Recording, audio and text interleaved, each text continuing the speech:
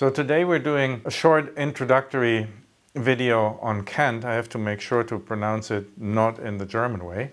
And in the second part of the video, we'll ask the question if Kant is still relevant today. One way of, I think, explaining what is important about Kant is to look at three core distinctions that he makes and that are all related to one another. And these three distinctions are the distinctions between philosophy and religion, between transcendental and transcendent, and between critique and dogmatism.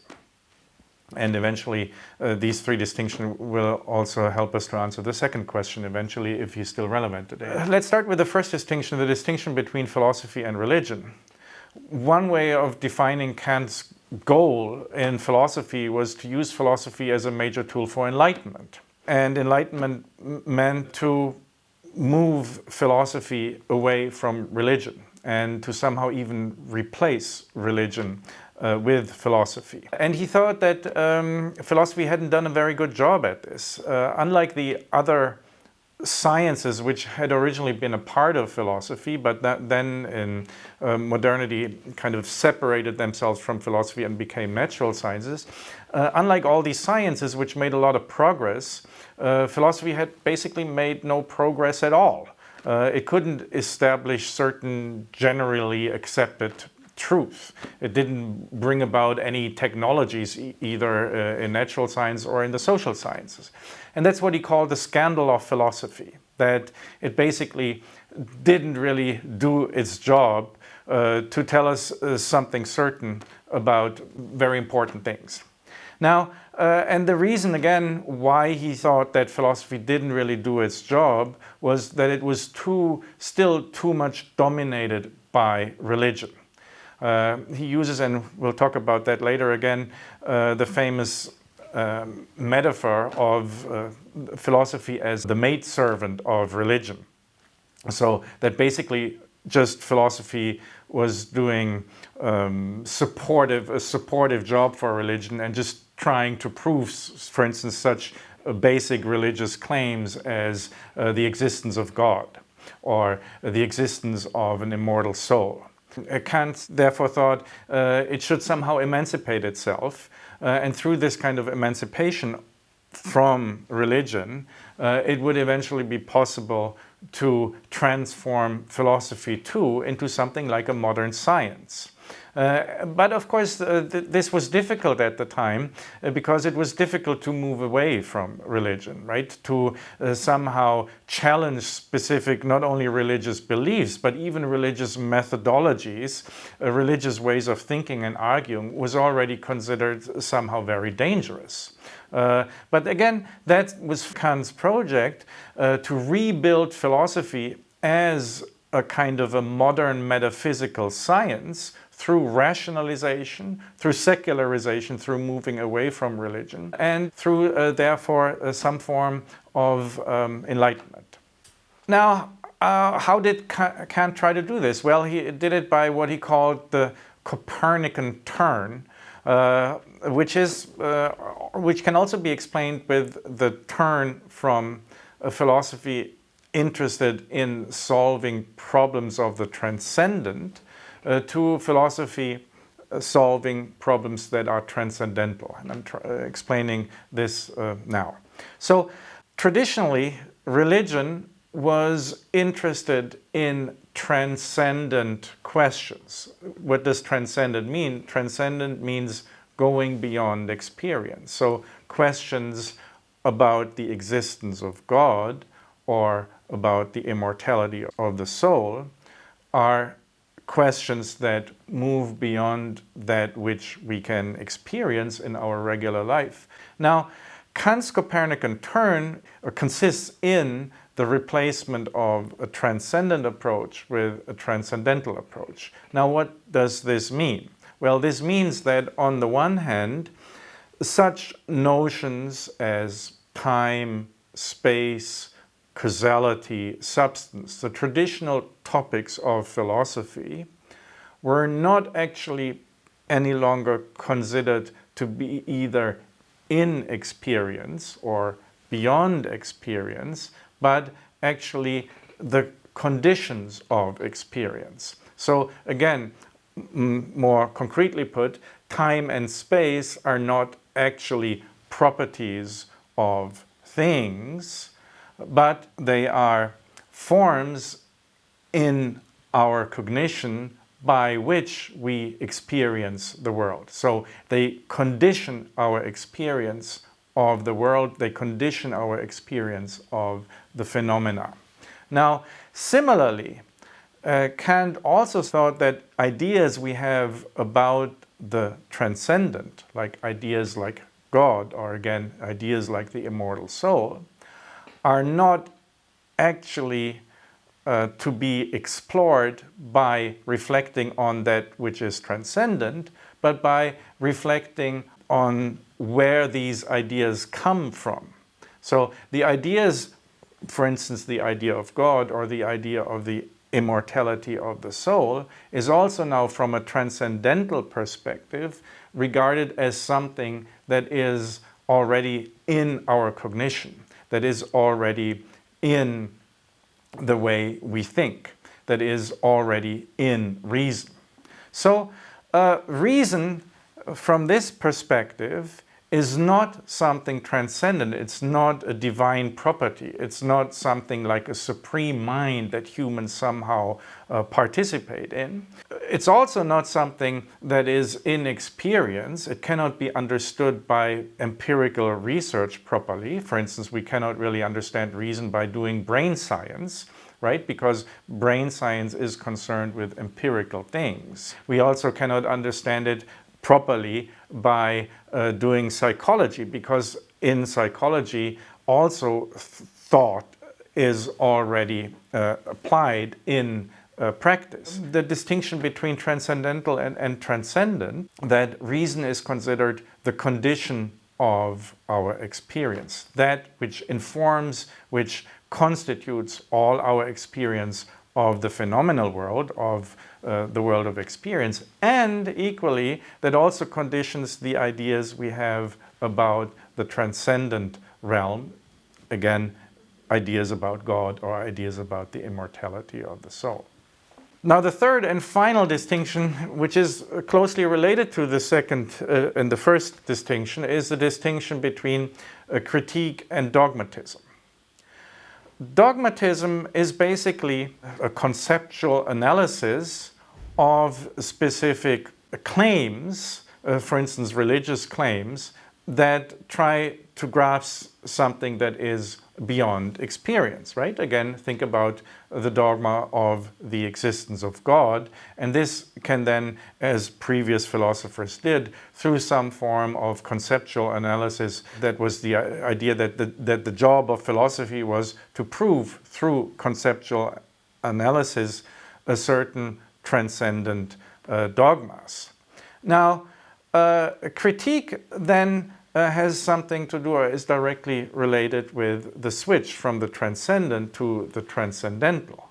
Critique no longer tries to prove dogmas about certain transcendent things beyond experience, but it rather corresponds to the notion of the transcendental by being an analysis of that which is the condition of the possibility of thinking, for instance, about God.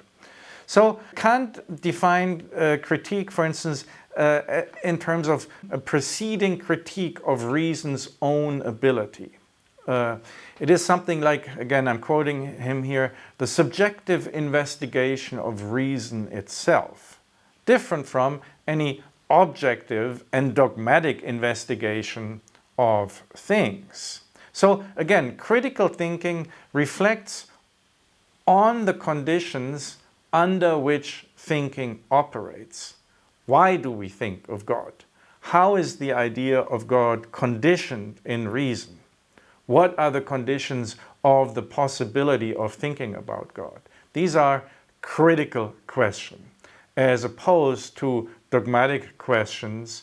Does God exist, and whatever, what are the qualities of God, and so forth. So clearly the distinction between critique and dogmatism is closely related to the distinction between philosophy proper and religion, and to the distinction between the transcendent and the transcendental.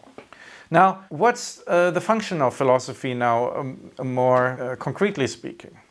And here I want to talk about this metaphor, this image that Kant uses in one of his later writings, where again he refers to this old Latin medieval idea that philosophy's proper place is as the maidservant of theology or of religion. Well, Kant talks about this in a somewhat ironic, satirical way, by saying, well, maybe we can talk about philosophy as the maidservant of theology or the maidservant of religion, but we shouldn't think of philosophy as a maidservant who carries the dress behind, which was a traditional job of the maidservant of a kind of a medieval lady, that the maidservant would carry the dress behind her.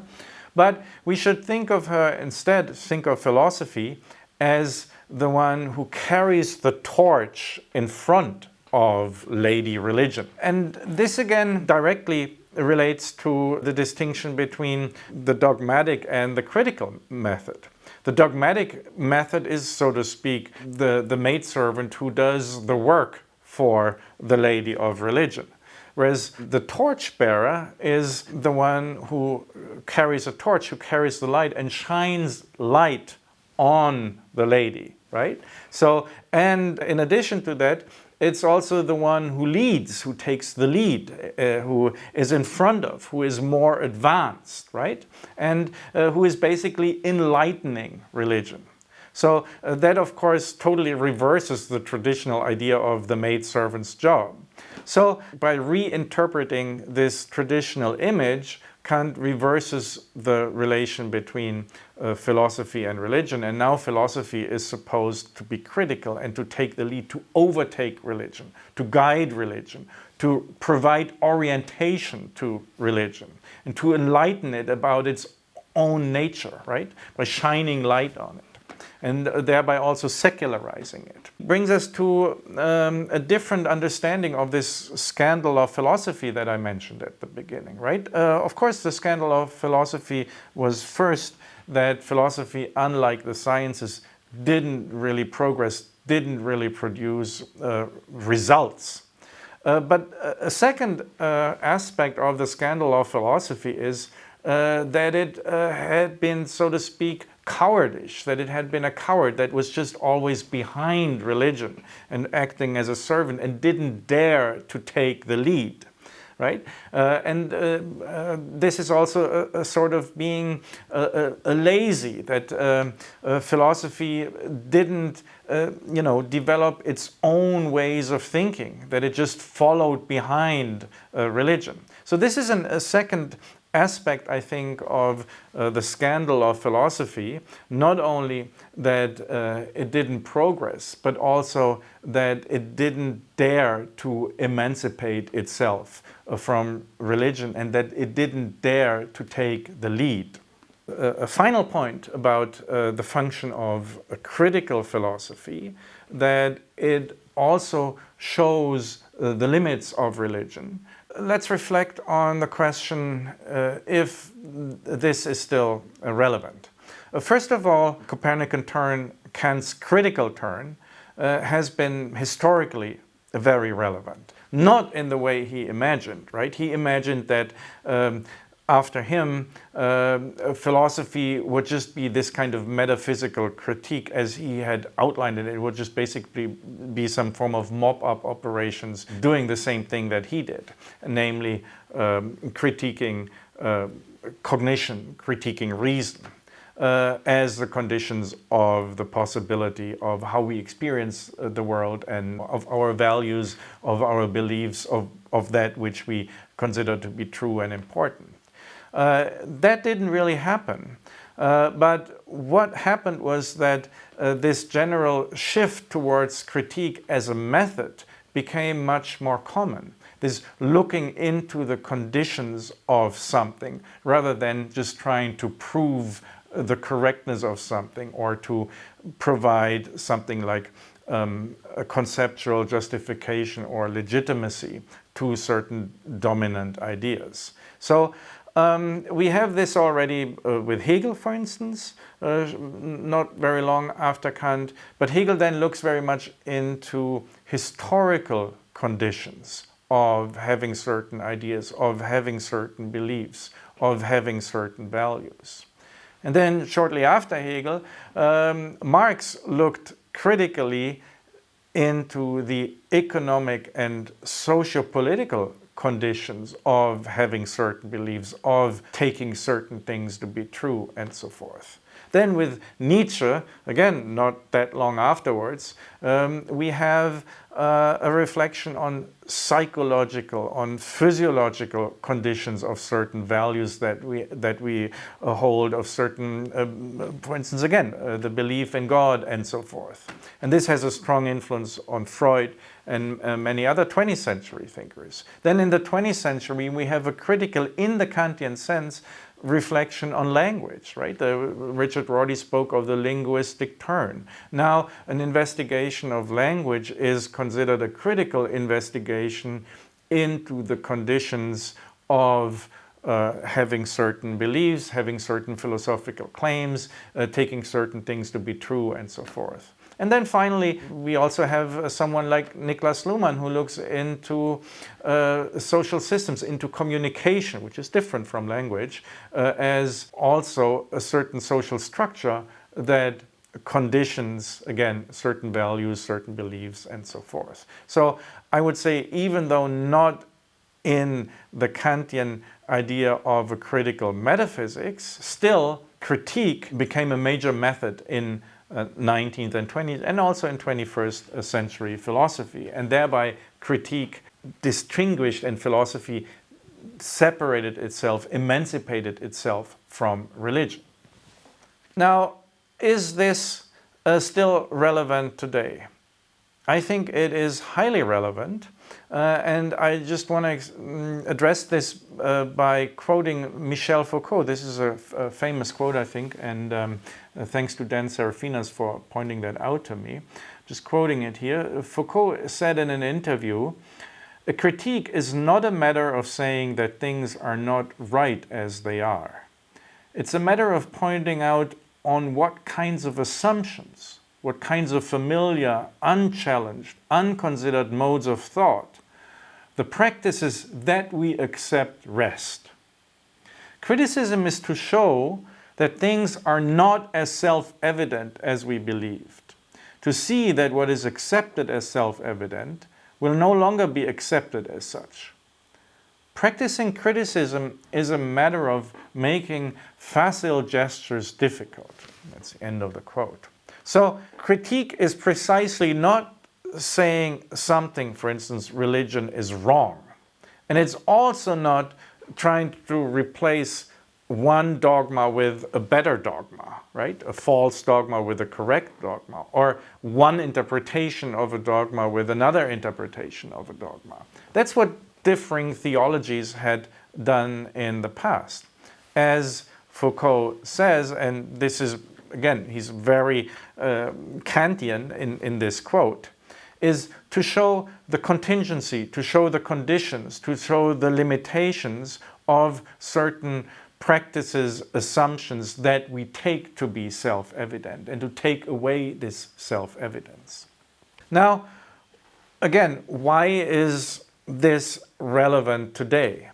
Well, I think today public discourse and the values that are dominant in today's society can well be understood as being grounded in some form, not of traditional transcendent religion, but in the form of a secular civil religion.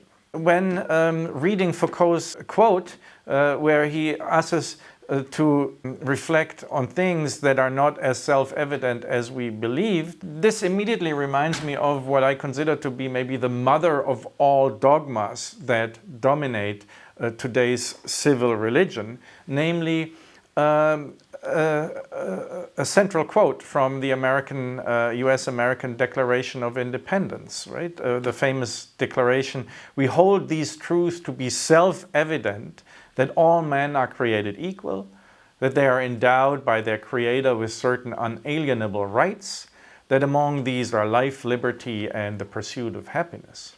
Now, obviously, none of this is self-evident. None of this is true, right? It's a dogma that claims self-evidence, but self-evident that doesn't exist. For instance, we were not created by a creator, a God, and we were also not created equal. But in a secular sense, claims like this really constitute the basis for what could be called the modern Western liberal ideology.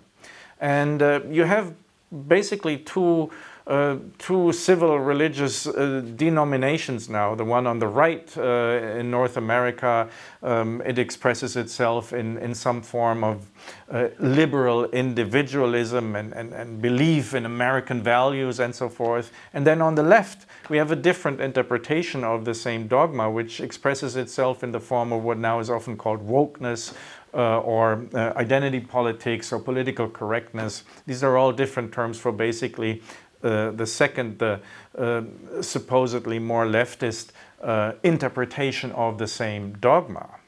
Now, again, a critical philosophy should not try to replace this dogma with a different dogma, nor should it simply say the dogma is wrong, but it should look into the conditions of the possibility that make such unproven dogmas nevertheless seem to be convincing, that make them so powerful.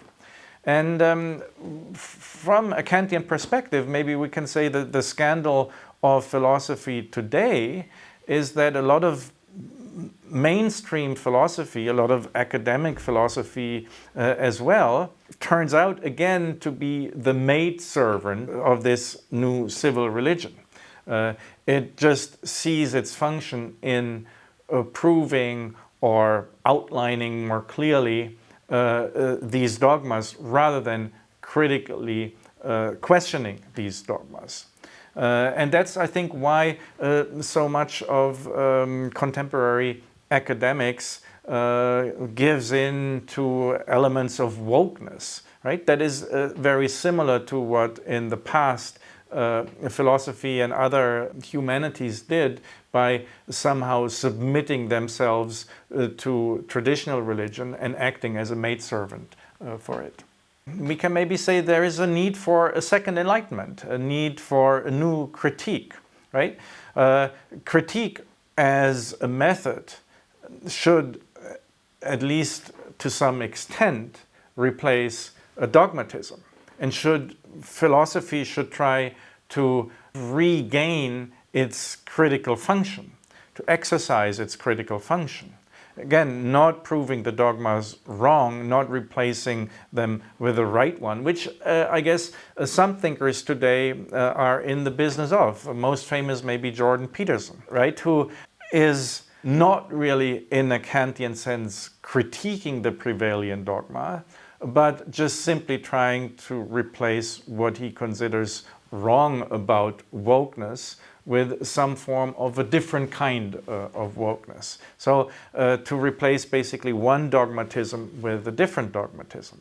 If we look at the distinction between philosophy and religion, again, I think it is important to be for philosophy to distance itself again more bravely from the dogmatic pull of the civil religious discourse. And one person I think who does this rather successfully is actually Slavoj Žižek in the public sphere, who tries to resist the dogmatic claims, both the kind of right-wing interpretations, again, liberal individualism, and the wokeness interpretations of the dominating dogma. So in this sense, I think Žižek can actually be understood as a truly philosophical thinker rather than as a civil religious thinker.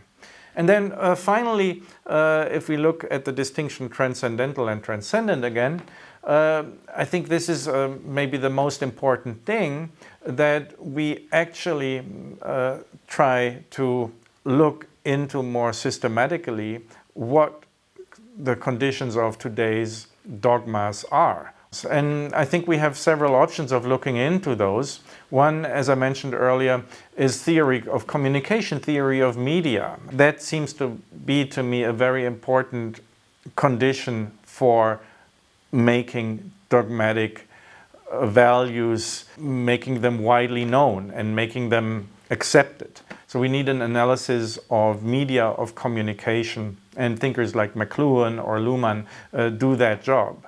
Then secondly, there are political and economic conditions which make these dogmas powerful. And people we mentioned earlier in other videos who are talking about this are, for instance, Naomi Klein, but also thinkers like Walter Ben Michaels or Adolf Reed Jr., who look into contemporary identity politics and see how it is basically supporting and in the service of a capitalist structure.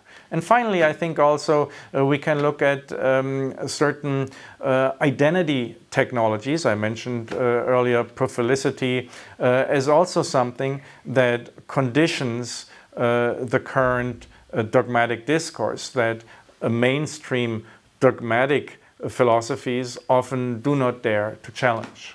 So that's why I think that Kant actually is still relevant, precisely to help philosophy once more to no longer be the maidservant of what is today civil religion.